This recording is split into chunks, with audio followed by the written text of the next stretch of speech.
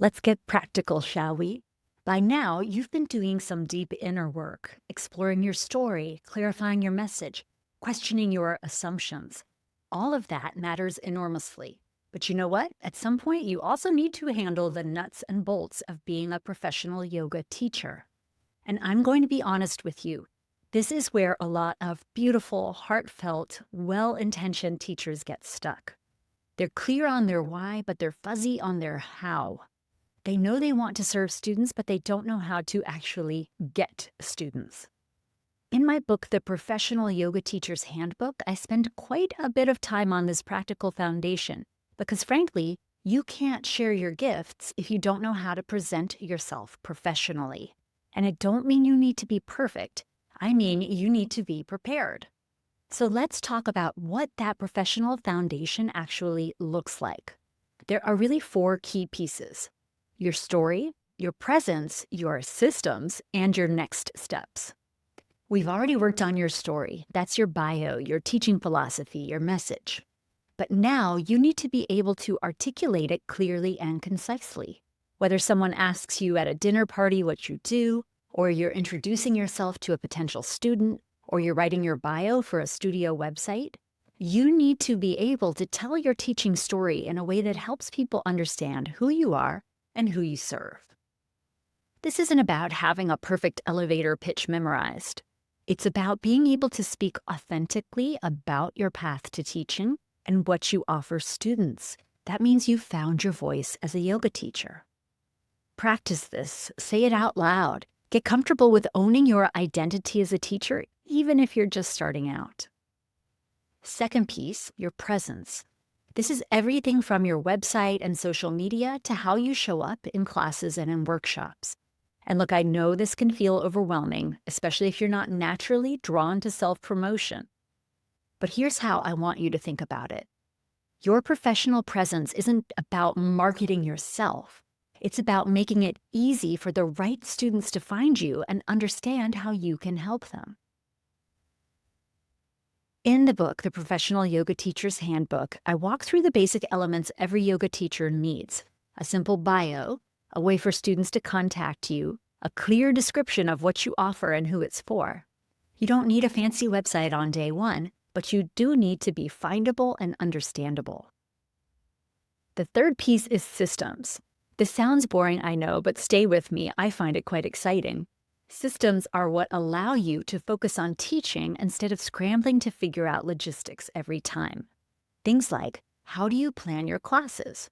How do you handle student questions or concerns?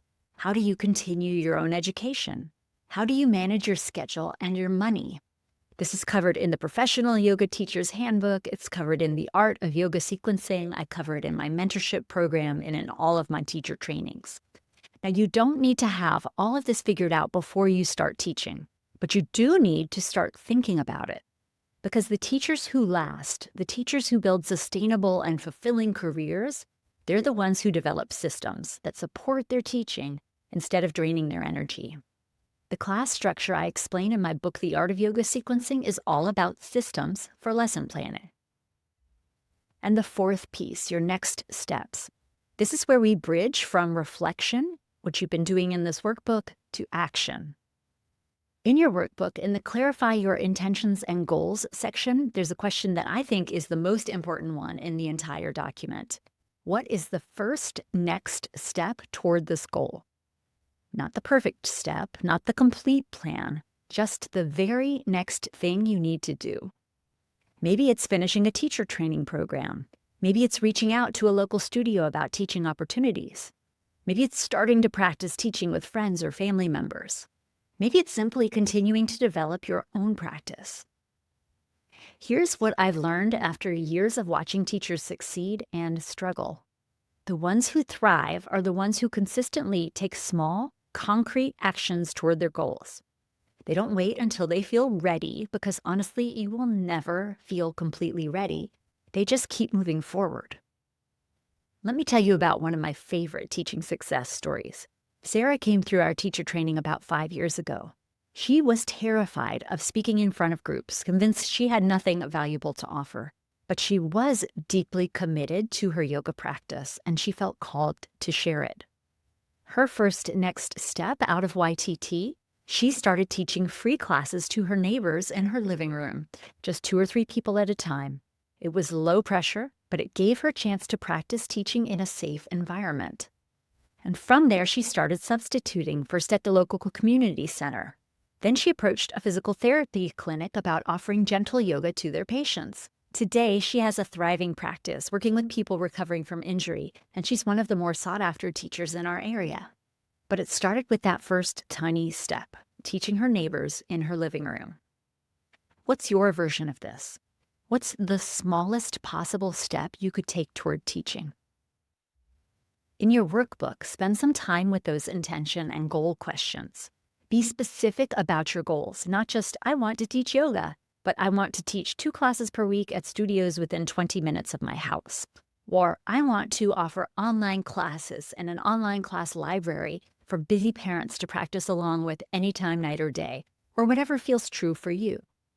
And then, this is crucial, identify that first next step.